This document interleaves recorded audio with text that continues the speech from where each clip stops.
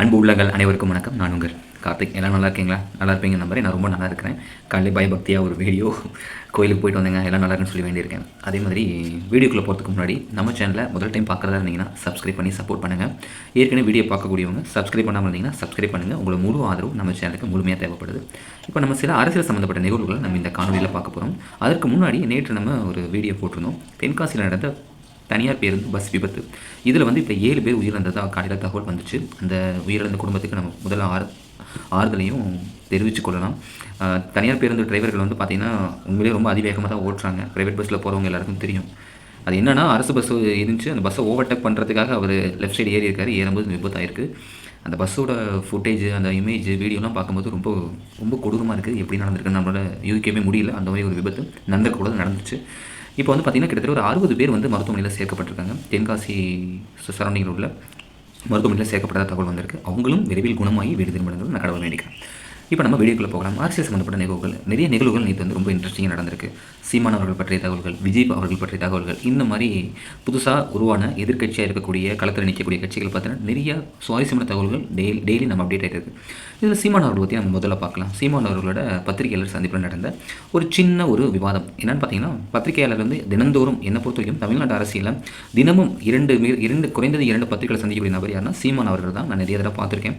ஒரு இடத்துக்கு போகிறதுக்கு முன்னாடி ஒரு பத்திரிகை சந்திப்பு, அந்த இடத்துல திருப்பி வரும்போது பத்திரிகை சந்திப்பு, இந்த மாதிரி பத்திரிகையாளர்களை ப்ராப்பராக மதித்து அவங்க கேட்கக்கூடிய கேள்விகளுக்கு முழுமையாக இருந்து பதில் சொல்லக்கூடிய ஒரு அரசியல்வாதி தான் சீமான் அவர்கள். இவர் வந்து தொடர்ந்து பத்திரிகைகளை சந்திச்சுட்டே இருக்காங்க. ஒரு 6 மாதத்துக்கு ஒரு தடவை, ஒரு 7 மாதத்துக்கு ஒரு தடவை, இல்லைனா 3 மாதத்துக்கு ஒரு தடவை ஏதாவது ஒரு விவாதம் வந்து ஏற்பட்டது. வாய் விவாதம் ஏற்பட்டது பத்திரிகை சந்திப்பில்.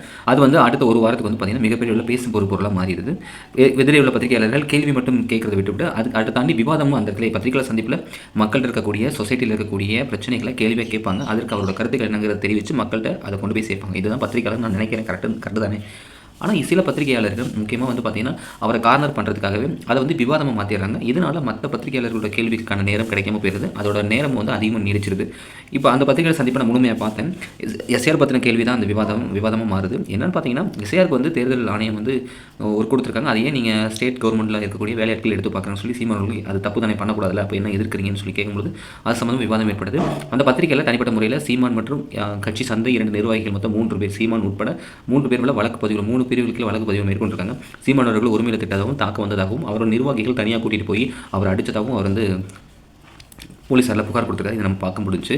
என்னை பொறுத்த வரைக்கும் இதில் என்னோட கருத்து என்னென்னு பார்த்தீங்கன்னா, சீமான் அவர்கள் இந்த இடத்துக்கு வரதுக்கே 15 ஆண்டுகள் 10 ஆண்டுகள் அரசியல் களம், 15 ஆண்டுகள் களத்துக்கு தமிழ்நாட்டில் உள்ள களத்துக்கு போராடி இருக்காரு. ஸோ அவர் ஏகப்பட்ட பிரச்சனைகளை கடந்து தான் இந்த இடத்துக்கு வந்திருக்காரு. முன்னெல்லாம் பத்திரிகையாளர்கள் இவரை பார்க்கவே மாட்டாங்க, இவர் ஒரு பொருட்டாவே நினைக்க மாட்டாங்க. நாம் தமிழ் கட்சியை பேசிக்காகவே எடுத்து போட மாட்டாங்க. ஆனால் இப்போ நிறைய பத்திரிகையாளர்கள் நாம் தமிழ் கட்சி சம்மந்தப்பட்ட விஷயங்கள் நான் சீமான் அவர்களை சந்திக்கிறதுக்கு தனிப்பட்ட நேரம் ஒதுக்குற அளவுக்கு வளர்ந்துருக்காரு. அது நல்ல விஷயம் தான். ஆனால் அந்த இடத்துக்கு வரதுக்கு ரொம்ப கஷ்டப்பட்டுருக்காரு. இந்த மாதிரி வந்ததுக்கப்புறம் இனிமேல் வந்து பார்த்தீங்கன்னா அவதூறுகளை, ஏன்னா தேர்தல் நெருங்கிக்கிட்டு இருக்குது, இந்த இடத்துல நேரடியாக விவாதங்களை நேரடியாக வச்சு அதுக்கு பதில் கேட்காம அவதூறுகளை கையில் எடுப்பாங்க. நீங்களே பலமுறை சொல்லியிருக்கீங்க. அப்படி இருக்கும் பட்சத்தில் இந்த மாதிரி இருக்கும்போது அதை நீங்கள் தவிர்க்கிறது நல்லது. என்னை பொறுத்த வரைக்கும் இப்போ பத்திரிகையாளர்கள் வந்து நல்லவங்க இருப்பாங்க, கெட்டவங்க இருப்பாங்க. அவங்க சொல்கிற விஷயங்கள் எல்லாருமே நமக்கு கோவம் வர மாதிரி தான் இருக்கும். ஆனால் இருந்தாலும் நீங்கள் அதை பொறுமையாக கடந்திருக்கலாங்கிறது என்னோட கருத்து. அந்த பத்திரிகைகளை செஞ்சது சரி நான் சொல்ல மாட்டேன், தவறு தான். ஆனால் இருந்தாலும் நீங்கள் அந்த இடத்துல இருந்து உங்களுக்கு என்ன பதில் சொல்ல விருப்பம் இல்லை தம்பி, நீங்கள் விளைக்கிறீங்க நான் உங்களுக்கு அப்படின்னு சொல்லி பொறுமையாக ஹேண்டில் பண்ணியிருக்கலாம். இந்த மாதிரி வார்த்தைகள் விட்டுருக்க வேணாம் தான் நினைக்கிறேன்.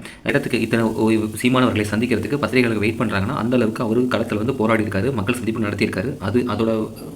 அதோட பலன் தான் இந்த பத்திரிகைகளை சந்திக்கக்கூடிய வாய்ப்புகள் கிடச்சிருக்கு.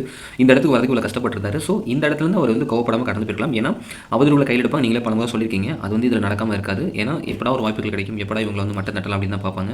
ஸோ அதுக்கு நம்ம வாய்ப்பு கொடுக்காம இருக்கிறது நல்லதுன்னு நான் நினைக்கிறேன். இது ஜஸ்ட் என்னோட கருத்து தான், சரிங்களா? அவரோட அந்த இடத்துலேருந்து அவரோட ரியாக்ட் எப்படிங்கிறது நமக்கு தெரியாது. பட் அந்த வீடியோ பார்க்கக்கூடிய நமக்கு வந்து சொல்லக்கூடிய விஷயம் இதுவாக தான் இருக்குது. அடுத்து வந்து பார்த்திங்கன்னா அவர் நடத்திய மாநாடுகள், ஆடு மாடுகளுக்கான மாநாடு, தண்ணீர் மாநாடு, கடல் மாநாடு, மலைகளின் மாநாடு, மரங்களின் மாநாடு, ரொம்பவும் சிறப்பான ஒரு மாநாடு தான் நான் சொல்லுவேன். இதை நிறைய பேர் ட்ரோல் மெட்டீரியல் பார்க்கலாம், நிறைய பேர் இது எதுக்கு தேவையில்லாத விஷயம்னு நினைக்கலாம். சில பேர் வந்து பார்த்திங்கன்னா இது பண செலவு, இது நேர செலவு, இது வந்து அரசியல் உதவாதுன்னு சொல்லணும். நீங்கள் எவ்வளோ கருத்துக்கள் வச்சாலும் நீங்கள் தனிமையில் இந்த விஷயத்தை பற்றி கொஞ்சம் யோசித்து பாருங்களேன். அந்த கட்சி ஏற்கனவே வந்து பார்த்திங்கன்னா நிதி சுமை வந்து ரொம்ப அதிகமாக இருக்கக்கூடிய கட்சி தான். தேர்தலில் போட்டி போடுறதுக்கு அவங்கள்ட்ட போதுமான பணம் இல்லைங்கிறது எல்லாருக்குமே தெரியும். ஒரு துண்டறிக்கை கொடுக்குறது கூட ரொம்ப சிரமத்தில் தான் இருக்காங்க. அப்படி இருக்கும் நிலைமையில் தேர்தல் இன்னும் 4-5 மாதங்களில் வரக்கூடிய காலத்தில் எதுக்கு இந்த மாநாடுகள் அவங்க நடத்தணும்னு நீங்கள் நினைக்கிறீங்க? தேர்தலில் முக்கியம் அரசியல் சம்மந்தமாக இருந்தாலும், ஆனால் அது நடக்கிறது ஒரு நல்ல விஷயம் தானே. இப்போ தண்ணீரோட இம்பார்ட்டன் என்னன்னு தெரியும், ஆனால் அது எது இம்பார்ட்டன், அதில் என்னென்ன முக்கியத்துவம் இருக்குங்கிறத நம்ம அந்த வீடியோ மூலம் தான் தெரிஞ்சுக்க முடியுது. மரங்களோட முக்கியத்துவம் என்ன தெரியும், மரங்கள் நமக்கு நிழல் தருது, ஆக்சிஜன் தருது. அதை தாண்டி அந்த மரங்கள் என்ன சிறப்பு விஷயங்கள் இருக்குங்கிறத அந்த மாநாடு பார்க்கும்போது தெரிஞ்சுக்க முடியுது.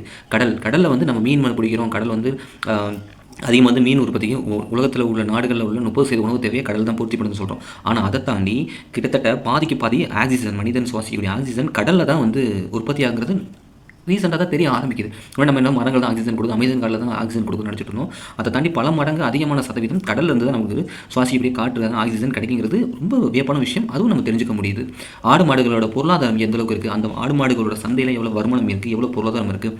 இப்போ வந்து மதுவித்து நாட்டை காப்பாற்றுன்னு கிடையாது, அதுக்கு மாற்று பொருளாதாரம் இதை வைக்கலாம்னு சொல்லி கிட்டத்தட்ட ஒரு 70 to 80 லட்சம் கோடி வந்து அதில் வந்து வருமானம் இருக்குங்கிறத அவங்க வந்து விளக்குறாங்க. அந்த ஆடு மாடுகள் மாநாட்டில் விளக்குறாங்க. எவ்வளோ ஏற்றுமதி, கறிக்கு எவ்வளோ ஏற்றுமதி, பால், தயிர், எண்ணெய், நெய், இதில் எவ்வளோ ஏற்றுமதிக்கு வருது, வெளிநாட்டுக்கு அனுப்பும்போது எவ்வளோ வருது, உள்நாட்டுக்குள்ள வணிகம் செய்ய எவ்வளோ வருது, இதெல்லாம் சொல்லும்பொழுது இதெல்லாம் நமக்கு வந்து வியப்பாக இருக்குது. இதெல்லாம் இந்த மாநாடுகளை தான் நம்ம கேட்க முடியும். ஸோ இது அத்தியாவசியம் தானே. இப்போ அந்த கட்சி வந்து நிதி சுமையில் இருக்கும்போது இதை நடத்தணுமான்னு கேட்டிங்கன்னா கண்டிப்பாக அது நடத்துகிற கட்டாயத்தில் தான் இருக்காங்க. ஏன்னா அவங்க தமிழ் தேசியம் பேசக்கூடிய கட்சி, இயற்கை சார்ந்து பேசக்கூடிய கட்சி. நாம் தமிழர் கட்சி ஆட்சி அமைத்தா விவசாயிகளுக்கு வந்து பார்த்திங்கன்னா அரசு பணி கிடைக்கும் அப்படின்னு சொல்லியிருக்காங்க. அதுவே விவசாயம் பேஸ் பண்ணி தான்.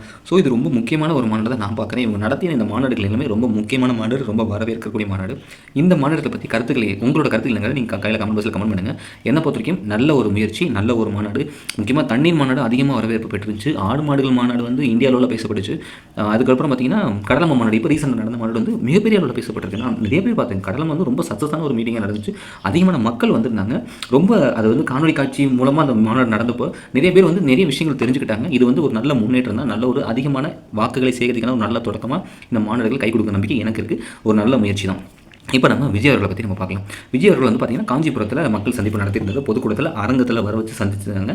அதில் கிட்டத்தட்ட ஒரு 12 வாக்குறுதிகள் கொடுத்துருந்தாரு. அதை பற்றி நம்ம வீடியோவில் போட்டிருக்கோம். லிங்க் வந்து நான் டிஸ்கிரிப்ஷனில் கொடுக்குறேன், நீங்கள் போய் செக் பண்ணி பாருங்கள் என்னென்ன வாக்குறுதிகள் கொடுத்தாங்கன்னு சொல்லுவோம். அதில் நிறைய விமர்சனங்களும் கேள்விகளும் அதிகமாக வர ஆரம்பிச்சிருச்சு. எனக்கும் சில கேள்விகள் இருக்குது. அது சம்மந்தமாக இந்த வீடியோவில் நம்ம பார்க்கலாம். முதல்ல வந்து அனைவருக்கும் வீடு, அனைவருக்கும் வீடுன்னு சொல்கிறாரு, ரைட்டு. அனைவருக்கும் மோட்டர் சைக்கிள் சொல்கிற ரைட்டு. அனைவருக்கும் கார் சொல்கிற ரைட்டு. அனைவருக்கும் அரசு மருத்துவமனை வசதிகள் மேம்படுத்தப்படும் சொல்கிறாங்க, ரைட்டு. தொழிலாளர்கள், நெசவாளர்கள், அரசு ஊழியர்கள், ஆசிரியர்கள் மூலமாக அவங்களோட கருத்துக்கள் கேட்டு பாதுகாப்பு திட்டங்கள் கொண்டு வரப்படும்னு சொல்கிறாங்க. எல்லாமே நல்ல விஷயங்கள் தான், நான் இல்லைன்னு சொல்கிறேன். இதை நீங்கள் சொன்னால் இவர் அதை எப்படி பண்ணுறதா இருக்கீங்க? இப்போ அனைவருக்கும் வீடு அப்படிங்கிற ஒரு திட்டத்தை நீங்கள் அறிமுகப்படுத்திங்கன்னா அந்த திட்டத்தை நீங்கள் எப்படி இம்ப்ளிமெண்ட் பண்ணுவீங்க? இதுக்கு நீங்கள் என்ன வருமானம், என்ன பொருளாதார ரீதியாக நாட்டில் இருக்குது, இதுக்கு பொருளாதார பெருக்கத்தை நீங்கள் என்ன பண்ணுவீங்க அப்படிங்கிற விஷயத்தை நீங்கள் விளக்குனீங்கன்னா இன்னும் ரொம்ப நல்லா இருந்திருக்கும். இப்போ அனைவருக்கும் மோட்டர் சைக்கிள் சொல்கிறீங்க. அனைவருக்கும் மோட்டர் சைக்கிள் தரத்துக்கான காரணம் என்ன, ஏன் மோட்டர் சைக்கிள் ரொம்ப முக்கியமாக ஒரு குடும்பத்துக்கு தேவைப்படுது அப்படிங்கிற விஷயத்தை நீங்கள் சில 2-3 பாயிண்ட் சொல்லியிருந்தீங்கன்னா ரொம்ப அதிகமாக ரீச் ஆகிருக்கும். இப்போ வந்து நீங்கள் அது வாக்குறுதிகளை சொன்னீங்க, நல்ல விஷயம் தான், இல்லைன்னு சொல்லலை. ஆனால் அந்த வாக்குறுதிகள் எப்படி நீங்கள் நிறைவேற்றிங்கிறத நீங்கள் சொல்லணும்ல. ஒவ்வொரு மீட்டிங்லையும், மக்கள் சந்திப்புலையும் சரி, பொதுக்கூட்டத்திலையும், அரங்கு சந்திப்புலையும் மக்கள் பிரச்சாரம் நடந்துச்சு. பார்த்தீங்கன்னா 4-5 மக்கள் சந்திப்பு அப்பையும் நிறைய நேரங்கள் விஜய் அவர்களுக்கு கிடச்சிச்சு. ஆனால் அவர் வந்து அதை ப்ராப்பராக யூஸ் பண்ணிக்கலாம் தான் என்னோட கருத்து. நிறைய வாய்ப்புகள் இருந்துச்சு, நிறைய பிரச்சனைகளை பேசியிருக்கலாம். ஏகப்பட்ட பிரச்சனை தமிழ்நாட்டில் தினந்தோறும் பிரச்சனை நடந்துட்டு இருக்கு. அதை பற்றி அவர் பேசலாம். ஆனால் முழுக்க டிஎம்கே மட்டுமே அங்கே எதிர்ப்பு வந்து பேசிட்டு அதை கடந்து போயிடாரு. அவருக்கான நேரம், அவருக்கான வரவேற்பு, மீடியா வந்து அவர் பேசினா எடுத்து லைவில் போடுறாங்க, அதை டிபேட்டாக உருவாக்குறாங்க. எவ்வளவோ வாய்ப்புகள், உங்களோட கருத்துக்களை மக்கள்கிட்ட கொண்டு போய் சேர்க்கறதுக்கு பல வாய்ப்புகள் இருக்குது. பல வாய்ப்புகள் இருந்தாலும் அதை வந்து டிவிகே கட்சி தலைவர் விஜய் அவர்கள் வந்து மிஸ் பண்ணுறாங்கன்னு எனக்கு கொஞ்சம் வருத்தமாக இருக்குது. ஏன்னா உங்களுக்கு தரக்கூடிய மீடியா வெளிச்சம் எந்த அரசியலையும் கொடுக்குறதில்ல. உங்களுக்கு திறந்த லைவ் எங்கேயுமே அதிகமாக கொடுக்குறதில்ல. உங்களோட பேச்சு, உங்களோட ப்ரெஸ் கான்ஃபரன்ஸ் கொடுக்குறதுல மன்னிச்சிருங்க. அரங்கம் சந்திப்பு, மக்கள் சந்திப்பை வந்து நிறைய பேர் இளைஞர்கள் பார்க்க ஆரம்பிக்கிறாங்க. இளைஞர்கள் அரசியல் பேச ஆரம்பிக்கிறாங்க. இது வந்து ஒரு நல்ல முன்னேற்றம் தான்.